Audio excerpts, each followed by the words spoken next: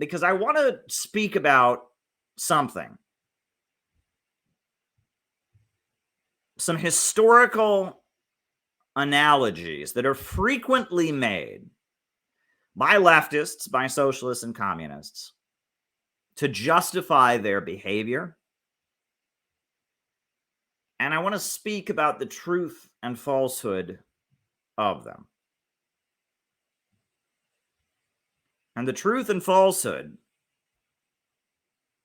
of these historical narratives that we hear about relate to fascism. And in particular, they relate to how fascism came to power in Germany. And in order to justify supporting the synthetic left or being the synthetic left, in order to justify voting for the Democrats against the Republicans, we frequently hear references to Nazi Germany, references to Hitler, references to the 1930s that are intended to convince us that we should vote for Joe Biden, that we should align ourselves with people who want to murder us and equate us with the Nazis. And this is a really, really common historical trick that we hear from the synthetic left. Their argument begins with Trump is Hitler. And then the argument then becomes, we must vote for the Democrats or else we'll get Hitler. The argument goes further and says the reason that Hitler was able to take power, they tell us, is because the German Social Democrats and the German communists were fighting with each other, and that allowed the Nazis to take over. And so based on that, we must not make the same mistake. And we must align with the Democrats. We must align with the synthetic left. And on top of that, we must be very hostile to anyone who's labeled right-wing, because trying to find common ground with them would be repeating some kind of mistake that was made by German communists. This is the historical narrative that gets rolled out based on this very simplistic understanding and summation of what happened in Germany in the 1920s and 30s. We are told that we therefore have no alternative but to join with the synthetic left, to vote for the Democrats, to shun everyone who's right-wing, and never find any unity with anyone who's right-wing because of these historical analogies that people make. All of this is wrong. And I'm not telling you this is someone who that just happens to be my opinion now. I have spent my adult life studying this stuff, right? I have read extensively about this period of history. Right here, I have in my hand the Communist Party, Earl Browder's book, The People's Front Against Fascism. This was the Communist Party's official book explaining their policy of opposing fascism. The People's Front in the United States by Earl Browder. What else? I mean, I've spent my adult life researching these topics. My new book is about these topics. I have here Fascism and Social Revolution by R. Palm Dutt, the Communist International's thorough analysis of what fascism is and where it came from. I have here, this is a very good one, The History of the German Republic. This was an official Marxist history of the Weimar Republic in Germany by Arthur Rosenberg. The History of the German Republic. I have that right here. I have Togliatti, the leader of the Italian Communist Party, his lectures on fascism, what fascism was. He lived under it. He gave analysis to the Communist International. But that's not all, folks. That is far from all. I've got plenty of books on this topic. This is something I have spent my adult life studying and trying to figure out.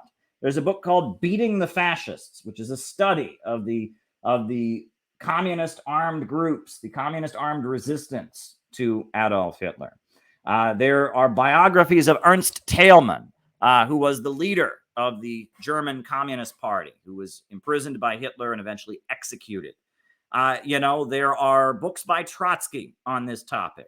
There are books by the Communist International on this topic. I mean, this is a topic that a lot has been written about, and it's worth studying in detail. And this narrative that we get from the voices urging us to support the Democrats. I'm trying to see if there's any other books I can show you, because this is such a complicated and important topic, and I wish they were within arm's reach. I don't have very many books here within arm's reach, but there's so much that has been written on this topic.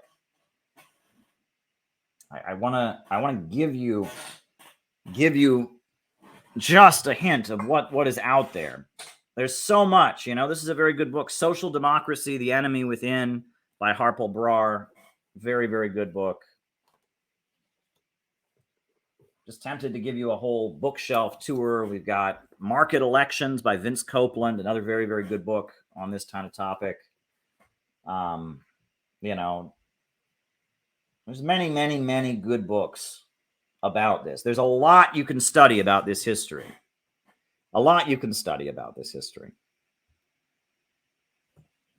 But it is based on years of studying this history and years of organizing, right? I was part of Occupy Wall Street. I was part of Black Lives Matter before Black Lives Matter was a thing. I was going to court with police brutality victims and Art McCoy and Black on Black Crime Incorporated in Cleveland.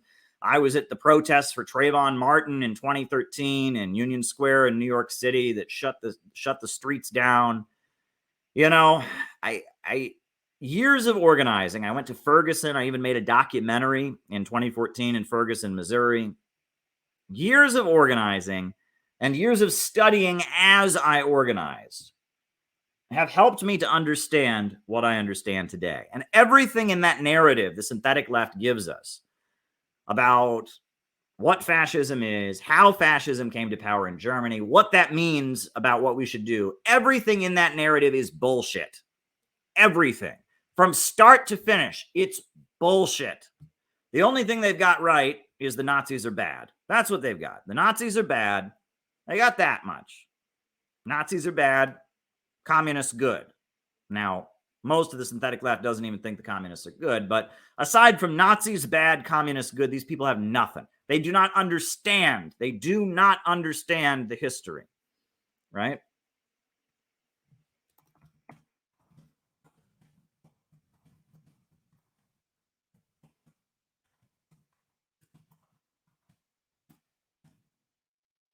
So I am going to debunk it. I am going to debunk this narrative and tell you what actually happened and what it does mean for our period. I'm going to spend this opening remark, I'm going to come at it from every angle. And this might take longer than usual. My opening remarks tonight might go on for longer than usual, but it needs to be done. It needs to be done because this kind of malarkey is out there and it's not based in actual history. So the first thing we have to remember about all of this, if we're going to start talking about fascism and who's a fascist and who's not a fascist and all this, World War II happened one time. Let me repeat this. World War II happened one time. There weren't 5 World War IIs. There weren't 7 World War IIs. There weren't 3 World War IIs. There was one Second World War. And when you read the history of that period, it is childish naivete to assume that the events that played out in the Second World War will play out exactly the same way in another capitalist crisis. If World War II had happened 6 times, you might be able to say that. World War II had happened 4 times, you might be able to say that. World War II happened once. It was a unique historical circumstance, but there were certain trends in the Second World War, certain events in the Second World War that were the result of a capitalist crisis. And you can extrapolate some of those events onto a capitalist crisis and the eventual fallout, but you can't assume that the events that result from our current capitalist crisis are going to come out the same way because we're in a totally different time. There were no iPhones. in the Second World War. There was no internet in the Second World War. Television was a rare new thing that barely anybody had, wasn't being used on a mass scale. World War II happened, and the events that led up to World War II and the rise of the Nazis in Germany, etc., happened for specific reasons rooted in a capitalist crisis. But there's no guarantee that the way they happened is going to happen again exactly the same way. And to operate on that assumption is going to completely cripple you. So the first thing we need to talk about is, what is fascism? What is fascism? This is something communists spend a long time thinking about, and they don't agree on. And all over Twitter, nobody has any idea what fascism is. I've heard people say that fascism is any country that sounds communist, but they're not. North Korea's fascist. China's fascist. Russia's fascist. Right? I've heard people say fascism is when people are racist. Plenty of racists. They ain't fascists. I've heard people say all kinds of things. What actually is fascism? What is it? Everyone's a fascist these days, but it's this vague term. I've heard people say fascism is an aesthetic. No, fascism is not an aesthetic. I've heard people say fascism is a bigoted, authoritarian world. I've heard all this stuff about what fascism is. None of this is scientific. More or less, most of what we hear nowadays amounts to, it's fascist if I don't like it. If I don't like it, it's fascist. Well, there are... Thank you. There are three general definitions of fascism among communists. The first definition of fascism you get among communists, it's probably the most common one, is that fascism is the right wing. It is the authoritarian right wing. And as the right wing gets more right wing, and as the right wing gets more authoritarian, we are moving closer to fascism. That's the argument used by most of the communist parties in the world. That is the argument used by CPUSA. That's the argument used by a lot of social democrats, the DSA crowd, that fascism is just right-wing people. And the more right-wing they are and the more authoritarian they are, the more fascist they are. That's not correct. Now, the second definition of fascism is one that is used by Trotskyites. And Leon Trotsky wrote a book called Fascism, What It Is and How to Fight It. And the Trotskyite groups have their unique understanding of fascism. And the Trotskyites say that fascism is a trend of the middle class. It is a trend of middle-class radicals that are against communism and the labor movement, but are also against big capital and against big corporations, and that they always exist, and it's a strand of capitalist societies. There's an element of middle-class radicals that are around, and that in a time of capitalist crisis, the ruling class utilizes these middle-class radicals to fight the communists and lay the basis for a police state. And that's what Trotsky argues. And that's not correct. There's elements of truth in it, just like there's elements of truth in the first one, but it's not correct. And the third definition of fascism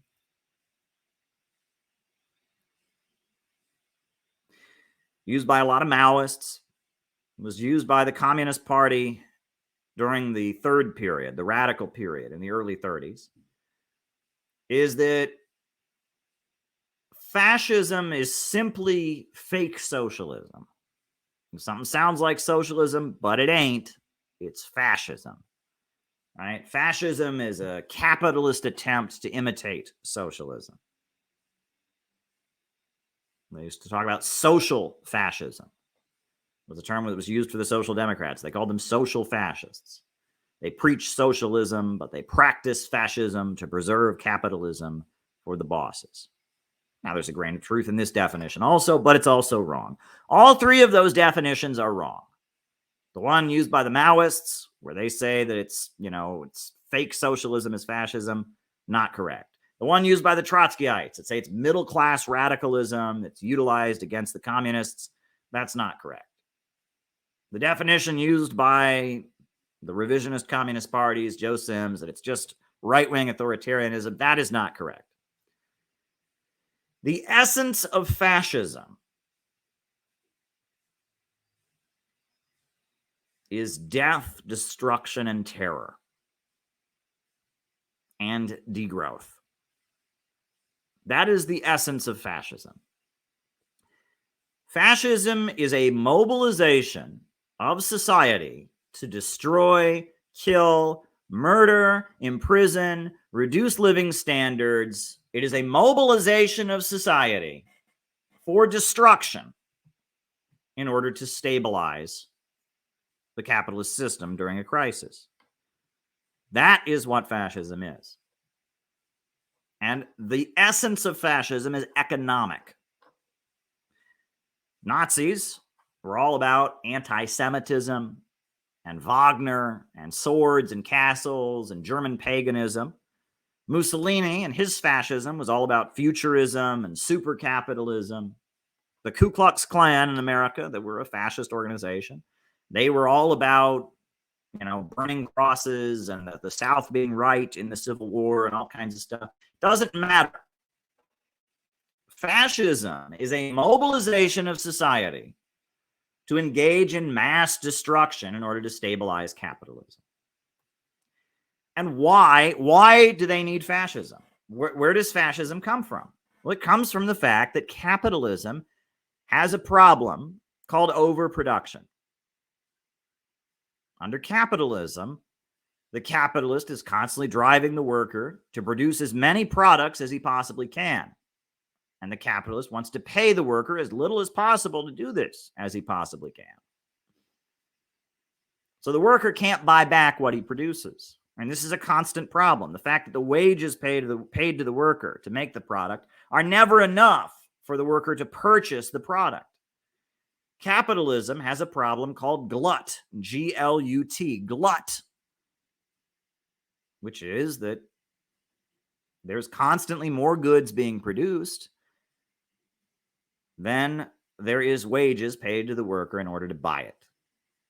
And the capitalists do all kinds of crazy shit to try and resolve this. For example, in Springfield, Missouri, there's a cave. And in that cave, there is 1.4 billion pounds of cheese that is buried in that cave. And do you know why a cave full of cheese exists? It's to keep the price of dairy high. The government buys cheese from farmers and buries it in a cave so that the price of cheese will stay high enough that the farmers won't go out of business, because they aren't paying enough wages out to farm workers for people to buy the cheese that is produced. And so to deal with the problem of overproduction in cheese, the government spends billions of dollars to just buy cheese and bury it in a cave. The military-industrial complex and the excessive military spending in the United States, that is a stimulus to deal with the problem of overproduction. The way the U.S. economy keeps rolling along is the government spends billions and billions of dollars on bombs and tanks and weapons that never get used, But they buy them anyway. And they buy them in order to keep the economy rolling along. Capitalism constantly has this problem of overproduction. And technology makes this problem worse. When there's a great technological leap, that leads to a lot of jobs being eliminated. And that leads to a situation where the rate of profits that the capitalist makes go down, because the capitalist can only make profits from human labor. He can't make profits from his machines. Only human labor creates value. So the rate of the profits of the capitalist also goes down. And great capitalist crises come after a great technological leap. World War II came after the Great Depression, and the Great Depression was largely caused by the great technological leaps of Henry Ford and the assembly line and Taylorism. World War I came after a number of capitalist meltdowns, the invention of the radio, the invention of all kinds of great breakthroughs in technology. Capitalist crises are rooted in the problem of overproduction. The capitalist produces way more than he can sell. I've said many times that wealth is good. The problem with capitalism is that under capitalism, the more wealth that's created, the poorer everyone gets. Self-driving cars would be a great thing in a rational society, but under capitalism, they would cause millions and millions of people to be unemployed. There's many examples of this. This is the problem of the capitalist economy. Overproduction. Fascism is an attempt to deal with that problem.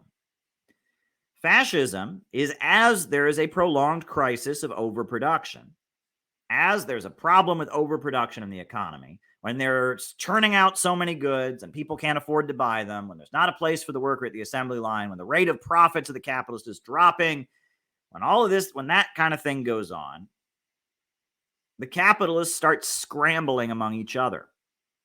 How are they going to fix it? How are they going to get the economy going again? They start fighting among each other. And when the capitalists begin fighting with each other and scrambling for control of the government to try and stabilize the crisis, this is called Bonapartism.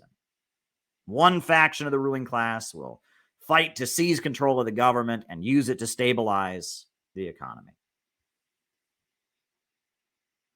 However, the other capitalists will fight against them.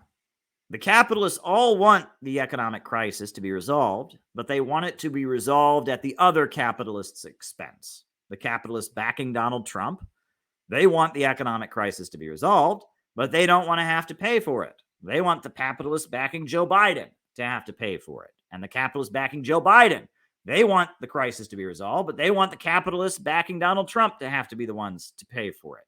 In a time of economic crisis, the capitalists begin fighting among each other. The capitalists are always happy to arrest striking workers. The capitalists are always happy to suppress revolutionary movements. But what happens in Bonapartism is that the capitalist class starts suppressing itself. That is what makes Bonapartism unique. It's not the capitalists suppressing the workers. It's the capitalists oppressing each other. There becomes a power struggle within the ruling class. And this generally translates not only to a power struggle among the rich people, but among the policing agencies. Sections of the military fight against each other. Sections of the policing agencies and the intelligence agencies fight against each other. The ruling class begin fighting against each other, suppressing each other, jailing each other. That's Bonapartism, and it is done to resolve a capitalist crisis. In the good times, when the capitalist economy is good, there's an expression. They have a gentleman's agreement among each other. Ronald Reagan used to say, we're all friends after 6 o'clock. That was what Ronald Reagan said. He was speaking to Congress. He said, we're all friends after 6 o'clock. Democrats, Republicans, we're all friends after 6 o'clock. However, amid a capitalist crisis, they are not all friends after 6 o'clock. And in fact, they might be imprisoning each other. And in fact, they might be executing each other, right? That is the difference. In a capitalist crisis, the capitalists are at each other's throats. Fascism is a form of Bonapartism. It is when one section of the capitalist class takes control of the government and then uses the government to impose degrowth. That's what fascism is. And they use the government to mobilize all of society to impose degrowth. That is the essence of fascism. And to assume that it's going to happen the same way it did in Nazi Germany is complete historical naivete. Yes, the economic reasons might be the same, capitalist crisis, capitalists fighting with each other, but the ideology it espouses is going to be completely different.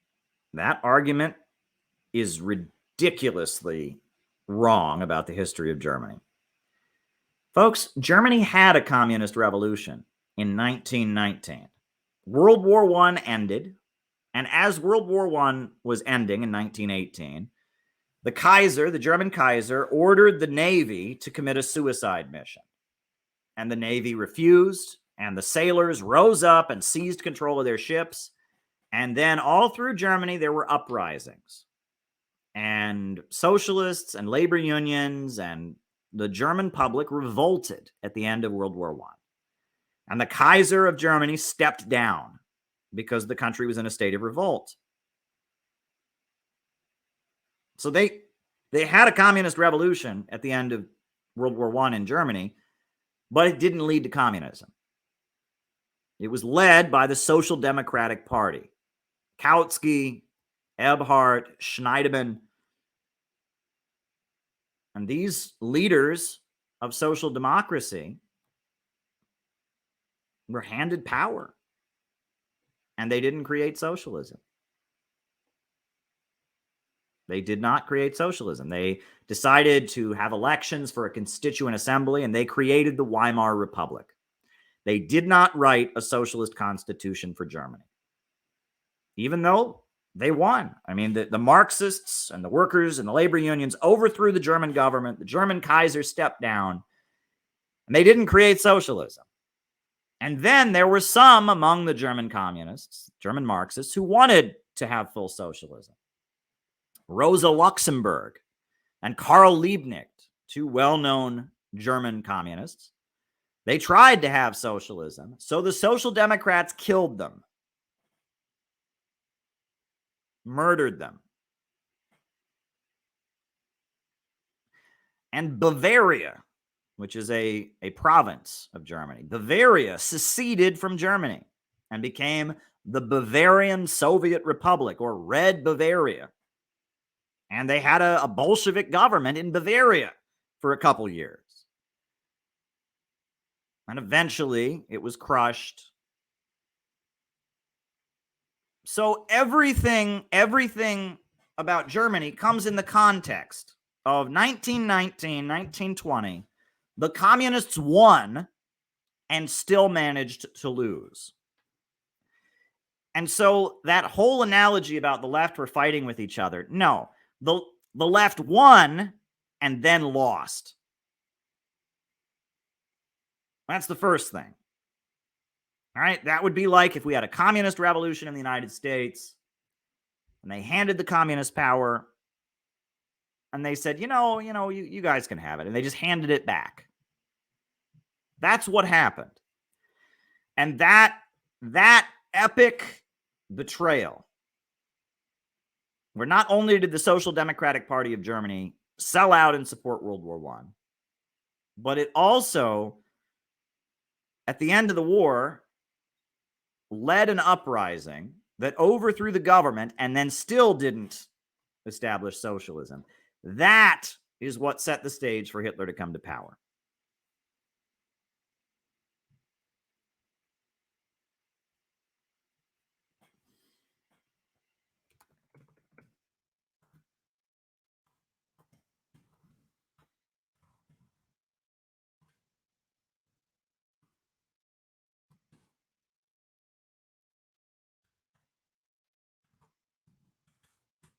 That is what set the stage. So that's the first piece of context that anyone who says, well, the communists and the Social Democrats were just fighting with each other. And no, like, there was a revolution and the revolution was betrayed by the Social Democratic leaders. That's like the first thing. None of them ever talk about that.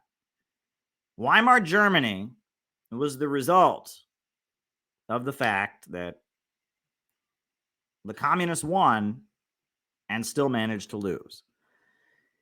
So then you have to understand World War I was over, and Germany was being forced to pay reparations to the countries that won the war. They had to pay reparations to France. They had to pay reparations to Britain for the war. The Social Democrats supported paying those reparations, because they said, yeah, the Kaiser, and it's our fault, and they supported paying those reparations. The communists did not. The communists said, why should the workers have to pay reparations for the crimes of the capitalists? It wasn't our war. The working class shouldn't be forced to pay reparations for what the German imperialists did. So there was a big divide where the Social Democrats were accepting Germany's war guilt and going along with German workers having to pay out of their tax money reparations for the war, and the communists were against it. That's a pretty big detail.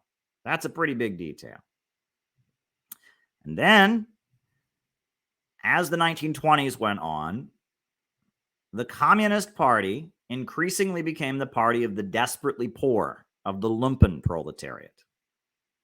It was the party of the starving and the hungry. And they would lead what they called bread riots, where they would lead crowds of desperately poor, hungry people to break store windows, and they would distribute food to people. And the Communist Party in Germany there was a lot of organized crime. Among desperately poor people, wherever you go, you tend to have a lot of crime.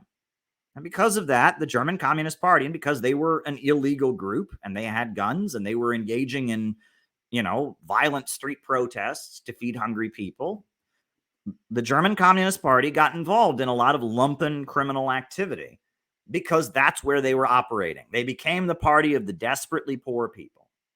Meanwhile, the Social Democrats increasingly became the party of the industrial workers, of the few people in Germany who still had good-paying jobs in factories. They were the party of the labor unions that ran the factories. And those industrial workers became more and more conservative because the economy was so bad they didn't want to lose what they already had.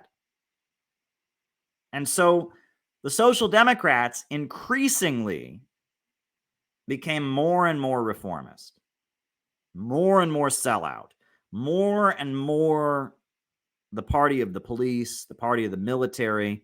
That's what they became, right?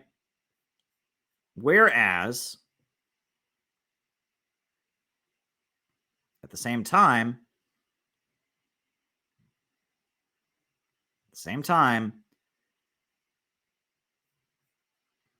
the communists became the party of the desperately poor and unemployed.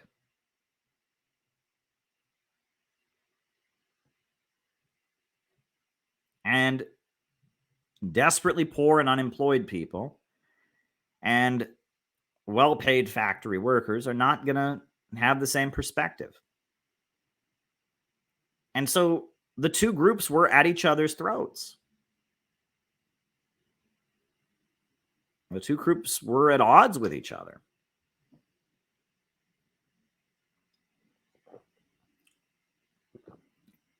And the Communist Party continued growing as many people in Germany became desperately poor.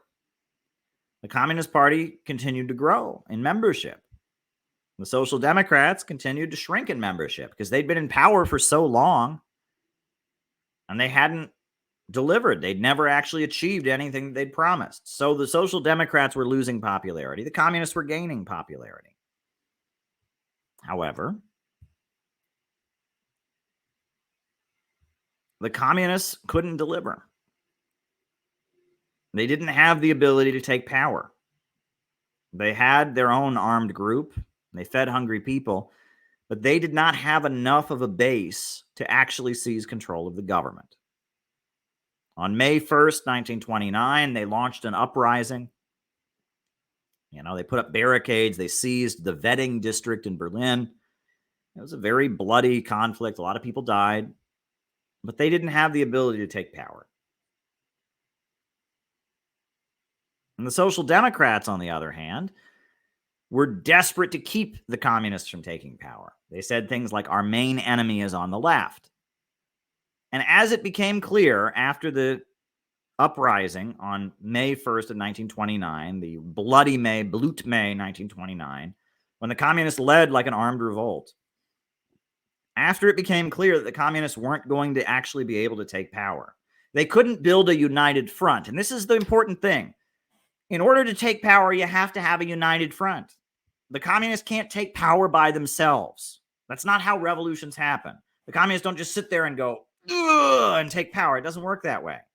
Like the stars on the Chinese flag represent the block of four great classes. The Bolsheviks, they got the left Social Democrats and the left Mensheviks to come over to their side. They had the Soviets. It was the Soviets are what they brought to power. The Bolsheviks led the Soviets, these big coalitions, these big community councils to take power. In order to take power, you have to be at the center of a broad coalition. You have to have a lot of people on your side, people in the military, people in the policing agencies. A united front is what brings communists to power. The German communists were not capable of creating a united front. The Social Democrats were thoroughly against them. The conservatives were thoroughly against them. They were this very big group of desperately poor, unemployed people, but they were isolated. They were locked out. There was not a united front. They could not build a united front. They didn't have the ability to build an alliance. And the British were pumping all kinds of money into Germany to anti-communists of all varieties. The British were funding the Nazis to go fight and kill communists on the streets. The British were funding the Social Democrats to preach that the communists were traitors and loyal to Russia and not real socialists. There was all kinds of money in Germany being pumped into every other political faction. And the communists were isolated. They were a big party, but they did not have influence within the wider German state.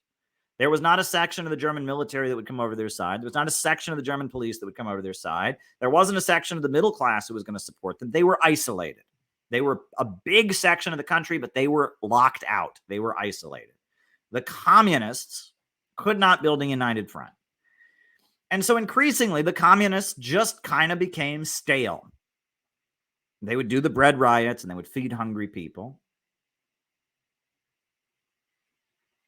And they were very positive on the Soviet Union, but they didn't have the ability to push forward and take power. And then the Nazi Party shifted. The Nazi Party had long just been this crazy right-wing, middle-class, anti-communist group. It was a bunch of people, a lot of whom were gay, mind you, right? That was one big thing about the Nazis during the 1920s, is they were very, very homosexual. The leader of the Nazi street fighting group, the Stormtroopers, was a guy named Ernst Rem. And Germany was probably the only place in the world that had a gay rights movement back in the 1920s. And the Communist Party thought that homosexuality was bourgeois decadence, was the disease from capitalism.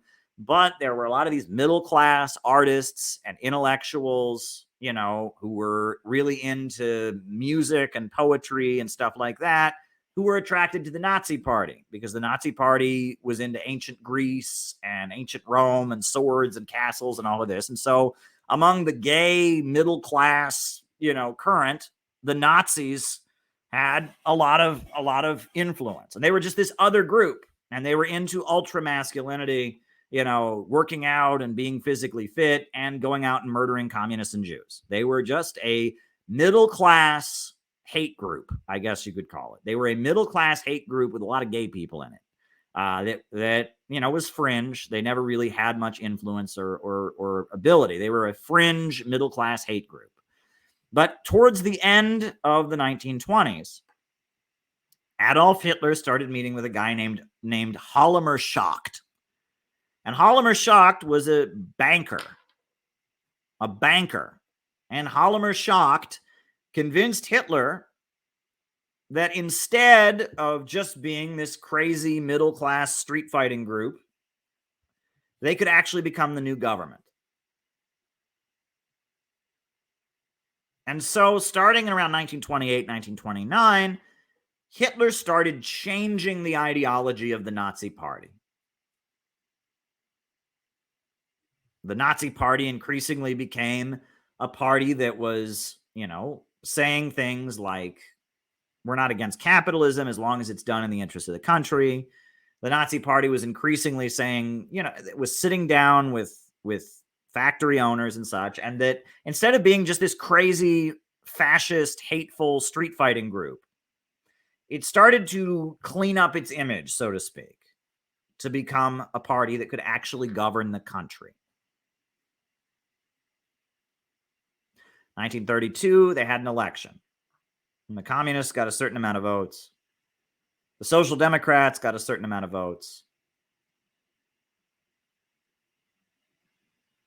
Nazis got a certain amount of votes. Wasn't very many. So what happened was the Nazis formed a coalition government. And this is very interesting. All of the conservatives were convinced to block with the Nazis. There were a number of right-wing parties that basically decided that Hitler was a fanatic and he was strong enough to actually get society back into order. That after the election, they formed a coalition government where the German Center Party and the German Conservative Party, all these parties entered a coalition government with Hitler. Hitler, the Nazis never received a majority of the vote. They received a very small minority of the vote. But in order to prevent some kind of communist coalition government or something like that, all the right-wing parties kind of entered an alliance, and Hitler was appointed chancellor. Then what happened? At that point, somebody burned the German parliament building down, the Reichstag. And the German parliament building was burned down. And then they blasted all over the radio that the Communist Party was responsible. They arrested all the Communist Party leaders, and they gave their seats in the parliament to the Nazis. And then the Nazis had a majority, and they passed a new constitution, and you had fascism. That is how the Nazis came to power. This idea that if only the Social Democrats and only the communists had combined their forces, that wasn't going to happen. That wasn't going to happen. And there's so much more to it than that. So much more to it than that.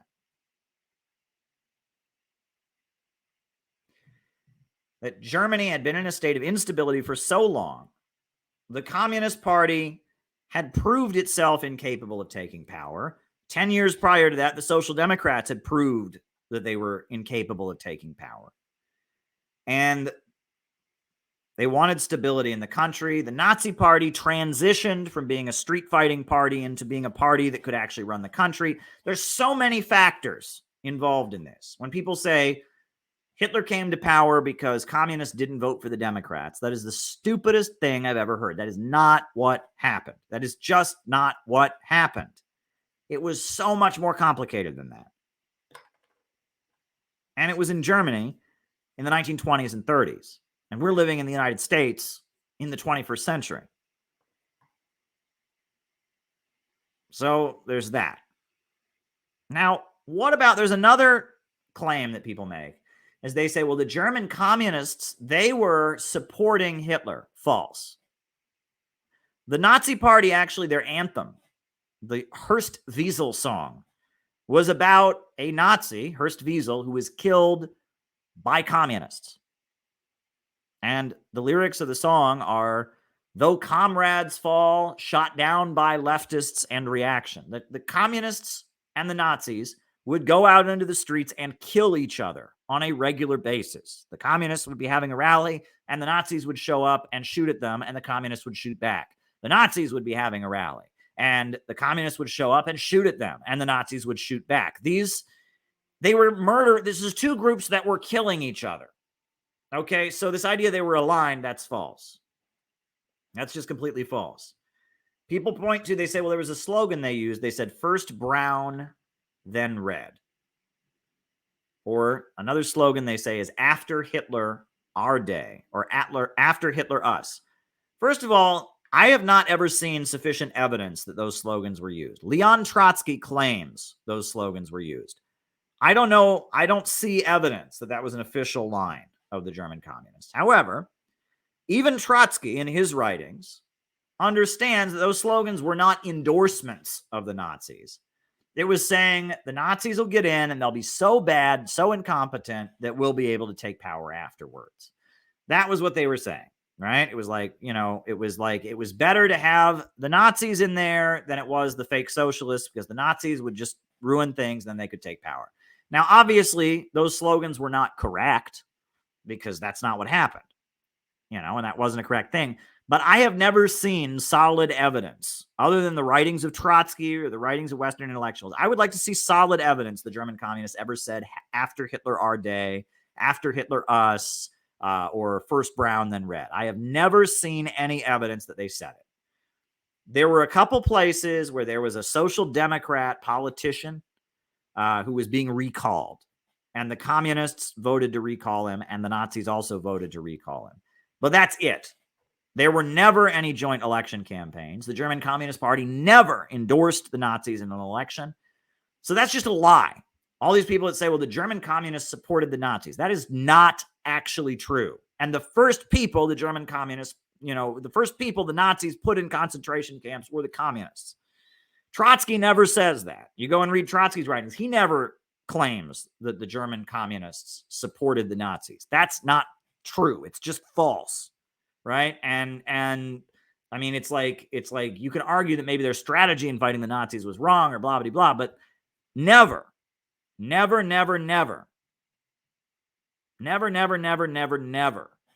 the German Communist Party endorse the Nazi Party. It's just a lie. However, what's true, and this is what is true, the Nazis and the communists recruited from the same neighborhoods. That's true. The people who joined the Nazi Party were desperately poor people. And the people who joined the Communist Party were also desperately poor people. The factory workers tended to vote for the Social Democrats or for the conservative parties. But the Nazis and the communists recruited from the same neighborhoods of desperately poor people who wanted change and who believed in violence. Right? That desperately poor folks, violence is much more part of their lives than comfortable middle-class people. The communists believed in violence, and they had their Red Front Fighters League, and they had their armed groups, and the Nazis also believed in violence. The communists and the Nazis recruited from the same neighborhoods. That's a historical fact. That is a historical fact. And that doesn't mean, oh, see, the communists were pandering to fact. What that means is that people who could be communists sometimes become fascists. That's what that means. And that means that we have a responsibility. If you actually want to fight fascism, you should be trying to recruit the kind of people who might be recruited to fascism. And there were a whole layer of communists who got recruited to being fascists. They were called the beefcakes. They were brown on the outside, but red on the inside.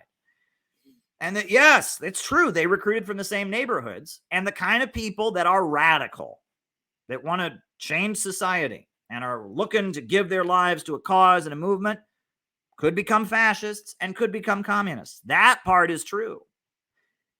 And that doesn't mean, that means the opposite of what these cancel culture woke turds believe. They say, well, if anyone ever voted for Trump, they got to be canceled because they're no.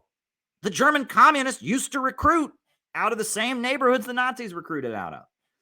Red states are where communists should be recruiting right now because that's where people are struggling. I'll just be real with you all. People are struggling in the red states. People are suffering.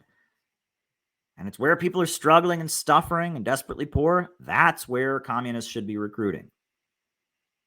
Right? That's just a fact. The communists tend to recruit where people are struggling and suffering and desperately poor and wanting change. That's where communists tend to recruit. And yeah, fascists and Nazis also recruit from that milieu. That's true also. And that's more of a reason for communists to work in that milieu. Because if you're recruiting them, then the fascists and Nazis aren't recruiting them. This notion that fascists come from red states and communists come from blue states, that's malarkey. Radicals and revolutionaries come from the desperately poor and angry. Middle class and reformers and lousy flim-flam men come from the middle class. So no, the German communists never supported the Nazis, but they tended to recruit from the same neighborhoods. That part is true. And the way wokes interpret that to mean that somehow that means anyone who is right wing is irredeemable and you can't ever try to recruit. That's ridiculous. That's utterly ridiculous. So that part of the woke narrative is just the most utterly ridiculous. But the main thing we have to understand is that Trump supporters are not Nazis. I mean, they're not. They might be racist. A lot of them are. Anti-immigrant bigotry, anti-Islamic bigotry. Yeah, that's not good. I don't endorse racism. Well, that's not the essence of Nazism. There's all kinds of people throughout all of history who've been racist and not been Nazis. Trump supporters are not Nazis. Trump supporters represent the lower levels of capital, the lower level capitalists who want to see their profits go up.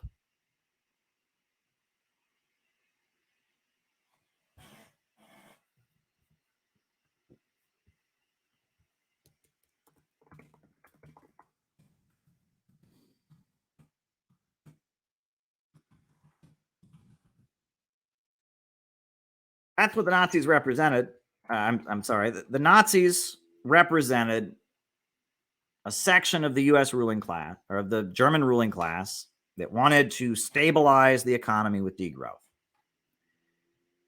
The Trump supporters represent a section of the U.S. ruling class that rejects degrowth and wants to build a strong economy.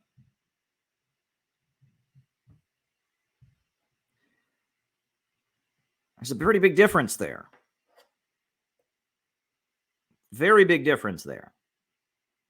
The Nazis were a group of middle-class radicals who started recruiting desperately poor and lumpen people so that they could take control of the government and use it to set up a police state, to create a layer of slave laborers, to intensify military spending, and forcibly use degrowth and depopulation and eugenics to try and stabilize the German economy. That's what the Nazis were. Trumpers are not Nazis. The economics of fascism are not there. Trumpers are ideologically wrong. Trumpers are conservative. Trumpers are a lot of things.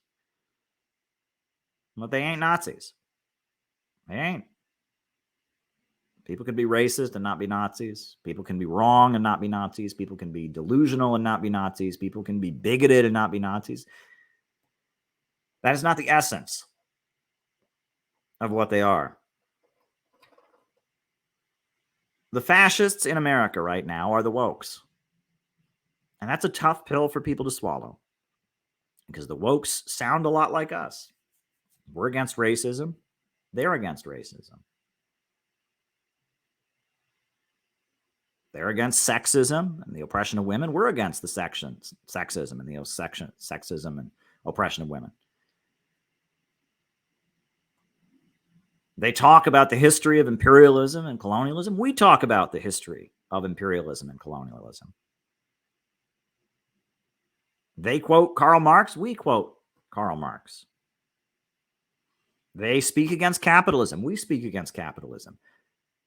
On the surface, the wokes give the impression that they might be similar to what we are, but there is a fundamental difference between us and the wokes that is really not that hard to see. If you're listening for more than 2 seconds, if you're listening beyond just buzzwords, there is a very fundamental difference.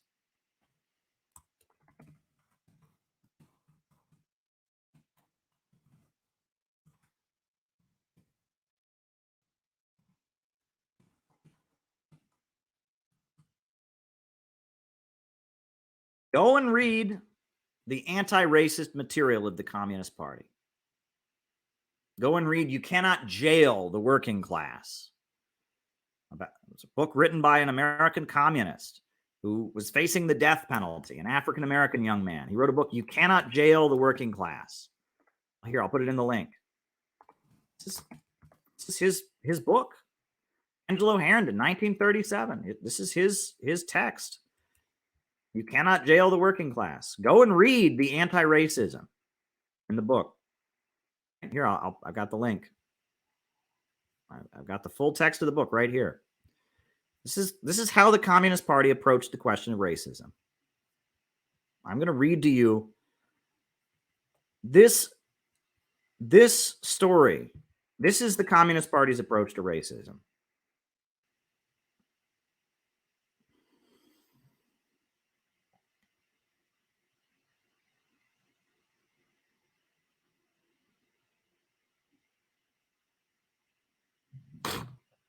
All right. From the cradle onward, the Southern white boy or girl are told that they are better than black people. Their birth certificates are tagged white. They sit in white schools, play in white parks, and live on white streets. They pray in white churches, and when they die, they're buried in white cemeteries. Everywhere there are signs that say for white and for colored. They are taught that blacks are thieves, murderers, and rapists. I especially remember one white worker, a carpenter, who was one of the first people I talked to in Atlanta. He was friendly to me, and he came to me one day and said that he agreed with the program, but something was holding him back from joining the unemployment council. "What's that, Jim?" I asked.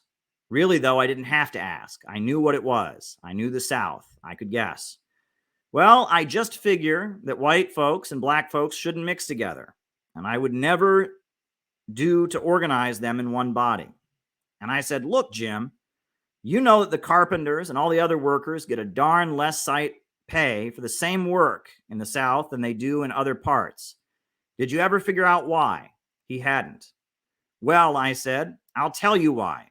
It's because the bosses have got us all split up down here.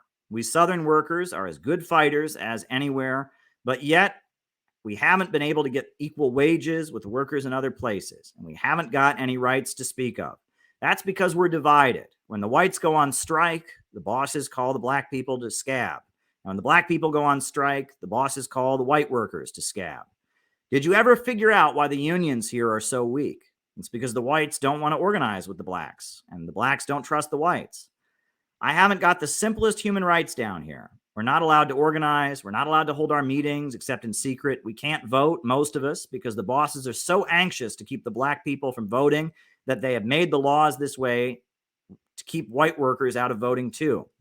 We Southern workers are like a house divided against itself. We are like an army that goes out to fight the enemy and stops the way because its men are fighting all against each other. Take this relief business now." I said, "The commissioners tell the whites that they can't give out any more relief because they have to feed so many black people, and the black people ought to be chased back to the farms. Then they turn around and tell the black people that us off and get us scrapping with each other. Now, suppose the white unemployed and the black unemployed all go to the commissioner's office together and say, we're all starving. We're all in need. We've decided to get together into one strong, powerful organization to make you come across with relief. Don't you think that would bring results, Jim?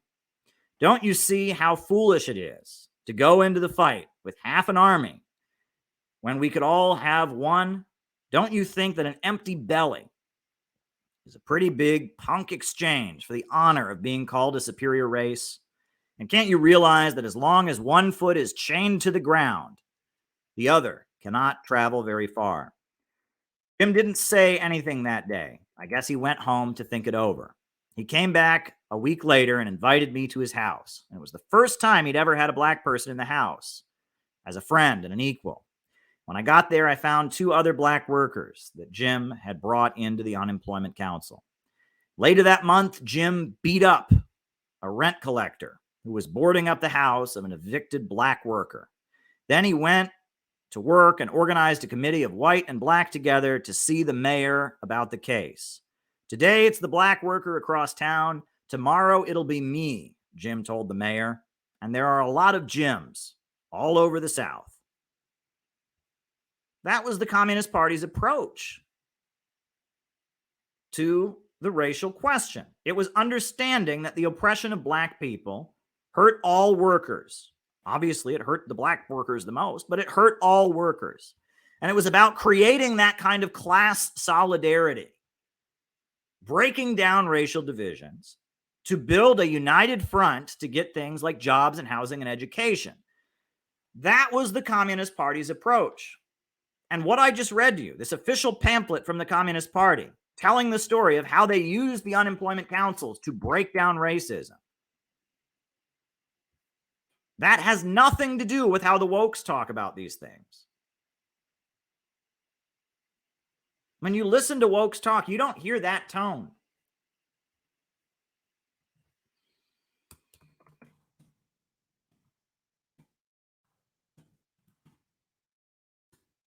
When you listen to the wokes, you don't hear this tone. You hear a very different tone. You don't hear an understanding.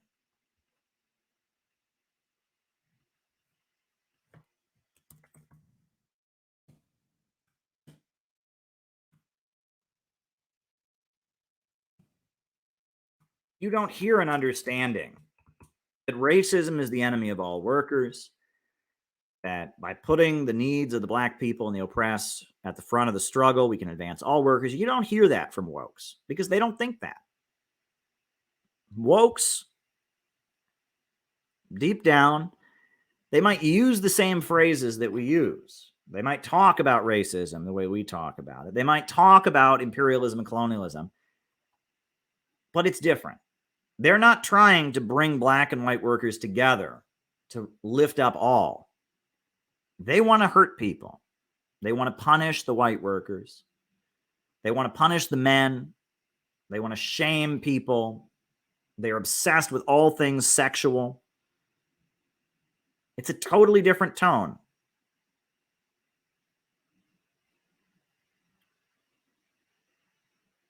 It's a totally different tone. You know, that passage I just read to you, that sounds very Christian to me. It sounds almost like something from the Bible. About love your neighbor as yourself. Have compassion for others. How the downtrodden and the oppressed should come together and the meek shall inherit the earth. That's the tone of communist literature. Communist literature gives you this glowing feeling. It's about bringing people together to see their common interest. Building a class struggle organization. Woke literature does not give you that feeling. Woke literature is about tearing people down. It's about hate. It's about check your privilege. It's about shrillness.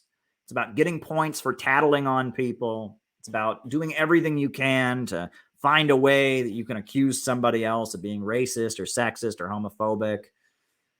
It's about feeling good about yourself because you've torn somebody else down. It's not about helping people to get over their racism. It's about finding any possible way someone can be racist or sexist or homophobic and condemning them and getting points for doing it.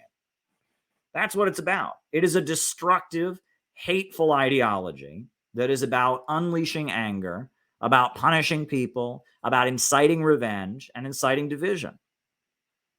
You can see that. You look at any woke literature, that is what it's about. It's about hurting people, right? That's really what it's about. It's about harming people. It's about causing problems. That's what it's about. That's what it's about. And we need to understand this. It might sound the same on the surface, but it's not the same. And that tone of blame and hatred and punishment, that tone, that's the tone you find in Nazi literature. Inciting people against each other. Talking about who's had it too good. Who's had it too good. Who's got privilege and needs to be brought down. That's what anti-Semitism in Nazi Germany was all about. It was about these Jews have it too good. These Jews have all the money. These Jews have this. They have it too good. We want to bring those Jews down. That was what the narrative of the Nazis was all about, bringing people down. They determined that this group, the Jews, they felt the Jews had too much privilege. The Jews have all this privilege, and they kicked Jews out of universities. That was one thing they did, is the Nazis, they decided that there were too many Jews at the universities. And so the Nazis would line up and block Jews from entering the universities. It was about having a quota that universities have to have so many of this race and so many of that race. That's what the Nazis did. Nazism was all about inciting division, inciting hatred, inciting violence, inciting destruction, and laying the basis for creating a mass mobilization to drive society into poverty, to degrow, to create a network of prison camps and slave labor.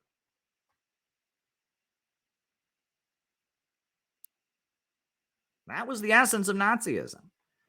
And again, the mess. Come on. Come on.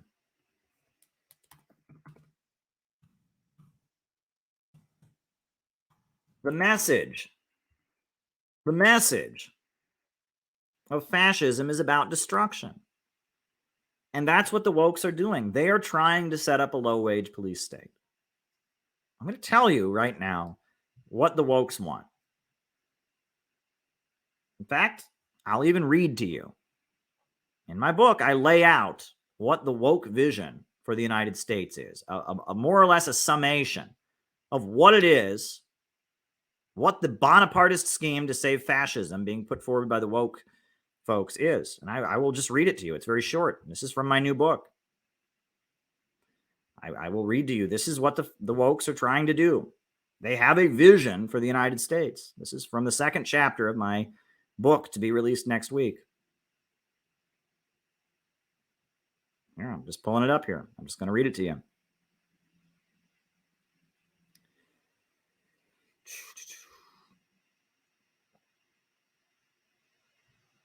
It's called The Proposed High-Tech Dark Ages. The Biden-Harris administration stands with the four supermajor oil companies, the Silicon Valley tech giants, the World Bank, the Walton family of Walmart, Jeff Bezos, and the top monopolists of Western capitalism in a drive to stabilize capitalism by imposing their own Bonapartist model onto humanity. They face opposition from fracking companies, hotel and restaurant chains, the military-industrial complex, and almost all the lower levels of capital who see themselves being choked. The pandemic and the proposed Great Reset, apocalyptic warnings about climate change, all serve as justifications for their plans. They accuse their opponents on the new right of being fascists and equate populism and anti-elitism with Nazism. Not all among the Bonapartist coalition, to which the Biden-Harris administration are loyal, have the same vision. But the high-tech dark ages they envision looks more or less like this. 1. Ultra monopolies protected by the state, cooperative capitalism. They envision a society where small businesses are crushed and the ultra monopolies like Amazon and Walmart have complete hegemony facilitated by the government. The employees of these ultra monopolies will all be co-owners and receive stock option dividends based on market activity instead of set wages. This form of crude incentive pay will be presented as socialism and a worker cooperative, with the employees being powerless co-owners. The billionaire capitalist owners will still rake in super profits, and the workers will be pushed into greater and greater poverty. Much like Mussolini's corporate state, Franco's national syndicalism, or Hitler's national socialism, this highly controlled capitalism will be imposed by the state and utilized to stabilize capitalism with degrowth. 2. Cancel culture. A rigid code of social conformity and obedience will be enforced. Social media will be used to immediately track and highlight all dissidents and nonconformists. Those who speak against the ruling elite or violate the imposed restrictions on activity and thought will be immediately boycotted by society, losing their job, expelled from their schools, losing access to the market, and perhaps even their housing. All their friends and associates will be pressured to immediately denounce them and cut them off or face a similar shunning. Rather than executing, imprisoning, or formally punishing dissidents, they will simply be canceled in what appears to be a public rebuke based on consensus, but is in fact engineered and directed from above. 3. social engineering and weakening of the population. In this society, every effort will be made to addict people and make them more dependent on the big monopolies and distracted from pursuing bigger questions or engaging politically. Drugs, both recreational and medicinal, will be everywhere. Pornography will be as well. The population will be dazzled by constant entertainment, over-sexualization, and intoxication, rendered unable to focus or think about bigger issues. Every effort to make people weaker physically and psychologically will be carried out in order to make them easier to control. Anti-intellectualism will accompany a campaign demonizing physical fitness and exercise. Intelligence, physical fitness, or any form of strength will be labeled fascist, and those who display it will be canceled. 4, reducing the population, reducing consumption, atomizing humanity. Suicide will be encouraged and romanticized in popular media. Every effort will be made to cultivate the hopelessness, depression, and loneliness that leads people to take their own lives. Procreation will be discouraged. Families will be demonized as patriarchal, abusive, and oppressive. Religious organizations, fraternal groups, and all associations of people will be declared to be cults and widely demonized, if not forcibly broken apart. No ideology, church, or set of beliefs of any kind will be allowed to emerge and stand in the way of the mass programming of society carried out from above. Obedience to the social engineers will be described as freedom of mind and thinking for yourself. And all entities that would challenge their hegemony will be accused of brainwashing. Long-term relationships and even marriage will be discouraged. Every effort will be made to break each human being down into an atomized individual with no group or identity or ideology and no way of understanding the world other than those deemed appropriate by the ruling elite. And 5, global war to preserve imperialism. A state of all-out constant war against Russia, China, Iran, Venezuela, and other countries that have broken out of the Western financial system will be the new normal. People will constantly be mobilized and required to display their virtue by raising money, performatively making statements, and otherwise supporting regime change operations. While most of the population will be drugged up, addicted, and barely conscious, a layer of mercenary professional super soldiers will be cultivated to carry out this relentless bombardment of all headquarters of resistance around the planet. This Bonapartist scheme by the richest of the rich and the tech overlords is intended to resolve the crisis of capitalism. The end game is reducing the population, reducing living standards, ending social unrest and opposition to austerity, crushing the global forces of resistance, and bringing the world, quote, back into balance. Like all other Bonapartist schemes to stabilize a naturally unstable system, it will ultimately fail. The problem of production organized for profit will not be resolved. Humanity's inherent nature as the tool-making creature that strives to reach a higher plane will ultimately win out. The question is how greatly and how long this neo-fascistic social engineering nightmare will be allowed to unfold, and how effective the resistance to it, both globally and domestically, can be. Bonapartist struggles between rival factions and the ruling class have historically opened the door to socialist revolutions and the overturning of capitalism. As is said, it is darkest before dawn. And while this nightmare labeled globalism by the new right hangs over us, the possibility of moving toward a society where human growth is no longer restrained by the irrationality of the market is also approaching. The coming period will be decisive as the contradiction of the prolonged capitalist crisis comes to a head. That's the last page of the second chapter of my new upcoming book. This book will be coming out next week. I'll put it on the screen for those of you who weren't there. This is my new book. This is my new book that will be released next week. Where is America Going? It's called Where is America Going? Marxism, MAGA, and the Coming Revolution. And that is the last page of the second chapter I just read to you. I lay out what the high-tech dark ages that the woke fascists are putting forward, what it is, right? I talk about other solutions. I talk about a lot of things in this new book. You're going to love this new book. This new book is the culmination of years of research, and I'm very excited about it. It'll be out next week, and everyone who comes to our conference, in March will get a copy. So, you know, it'll be kind of your gift. So why don't you come and get your copy and I can sign it for you at the conference. It's going to be quite a conference that we're going to have in March. And this book will be released next week. I am very, very excited about my new book. Very, very excited about our important conference, the Summit Against Hypocrisy. We're going to call out, how dare Joe Biden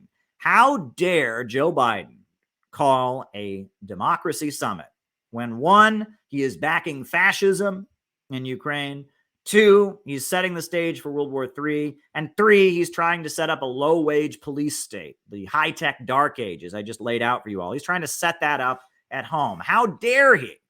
How dare he claim to have a democracy summit, a summit for democracy? Oh, I'm just going to have a summit for democracy while I move the United States closer to fascism, while I try to start World War III. We're going to sit here and criticize countries for being democratic. How democratic is Ukraine? What did they just do to all the opposition parties in Ukraine? This conference is going to be really important. I really hope that you all are there. It's going to be really, really important. The Summit Against Hypocrisy. It's going to be really, really, really important. Let me see if I can find an image. You know, it's going to be great. It's going to be great. Here's the link, the Eventbrite. You can sign up and come to the Summit Against Hypocrisy in Washington, D.C. Great guest speakers. Jyoti Brar is going to be speaking. You know, it's going to be awesome. Greta Thunberg. Yeah, she'll be there. Greta Thunberg's totally going to be there. She's like, I used to think economic growth was fascism. How dare you? But Caleb changed my mind. No, Greta Thunberg will not be there. Garland Nixon, on the other hand, he will be there. Nick Brana from the People's Party is going to be there. Scott Ritter, it appears, is going to be there. Who else is going to be there? I mean, it's going to be, you know, Don DeBar is going to be there. Daniel Villa is going to be there. Peter Coffin is going to be there. Shout out to Peter Coffin. Peter Coffin is going to be there. Peter Coffin's actually making a documentary about it, that'll be coming out afterwards. This is going to be a really important gathering. The Summit Against Hypocrisy is going to be super, super, super important. It's just going to be awesome. I mean, I don't know what to say about it, but it's going to be really, really awesome. It's going to be really awesome. Here, I'm going to put the logo on the screen, the Summit Against Hypocrisy. Here, let me just put the logo up. Yeah, here we go. This is the Summit Against Hypocrisy, an anti-imperialist gathering. It's going to be really, really great. I can't tell you how awesome it's going to be. It's just going to be really, really great. So if you haven't registered, it's on March 25th and 26th in Washington, D.C. Go and sign up. The link is down below. It's down below. It is going to be awesome. It is going to be awesome. And you really ought to be there. You don't want to miss it. It is going to be the best pre-buttal to Joe Biden's democracy summit for democracy, whatever he wants to call it. It'll be the best pre-buttal ever, but it gets better, folks. It gets better if you can't make it, and you want to give us a donation. We would appreciate that. And I'll drop the donate link. I'll drop the donate link here in the chat because we need all the help we can get. These things are not cheap, and we're going to have a whole crew of people coming in from out of town. They need to be housed and fed, and it's going to be complicated. But we really need your help. So if you want to just help donate to the event, help us have the event, you can donate with this link. This link will take you to a place you can donate. I just dropped it in the chat. The Summit Against Hypocrisy. If you thought that our event that we just had in February was awesome, Wait until you see this event. It is going to be something else. So if you can't make it, if you can send us a donation, if you want to sign up and register, be there. It's going to be great. There's going to be great music. I know Brian is already working on the music. It's going to be awesome. It is going to be really, really, really awesome. The Summit Against Hypocrisy, an anti-imperialist gathering. It's going to be great. So if you can donate to help us do the event, awesome. You can be there, even better. We need you there. It is going to be really, really, really awesome. So please help us out. The Summit Against Hypocrisy. It is going to be great. It is going to be great. So there we go. Those are my opening remarks for tonight.